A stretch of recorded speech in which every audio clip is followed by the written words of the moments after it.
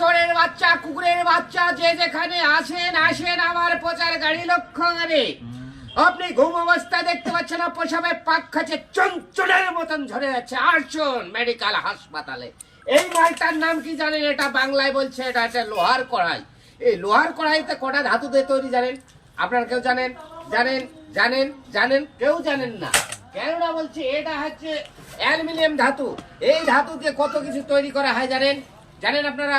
জানেন জানেন কেউ জানেন না। দেখে নেন, এটা হচ্ছে মেডিসিন মাল। এটা চায়না প্রোডাক্ট, চায়না থেকে এসছে। এই মালটার জন্য মানুষের গ্যাস্ট্রিক, অম্বল, জিমন্যাস্টিক এসব কিছু কিছু হচ্ছে। কারণ হচ্ছে আসুন, আপনার ঘা হয়েছে, চলে আসুন। পুষ পড়ছে, পুষটাকে ধরে রাখেন, কেননা ওদের কাজ আছে। আসেন দেখেন, মেডিকেল হাসপাতালে যাবেন তো কিছু দেখতে পাবেন না। এই দেখেন, দেখছেন বল হয়েছে, কলকাতায় যাবা যাই। এই দেখেন দেখেন ধামা। এই ধামাটা তৈরি হয়েছে তিনটে ধাতু দিয়ে। এটার নাম হচ্ছে, একটা ধাতুর নাম হচ্ছে বলবান, একটার নাম হচ্ছে বৎসুজা, একটার নাম হচ্ছে পদ্মটা। এই তিনটে ধাতু দিয়ে এই মালটা তৈরি করা হয়েছে। কেন করা হয়েছে? মেলা রোগী থেকে বঞ্চিত থাকবে।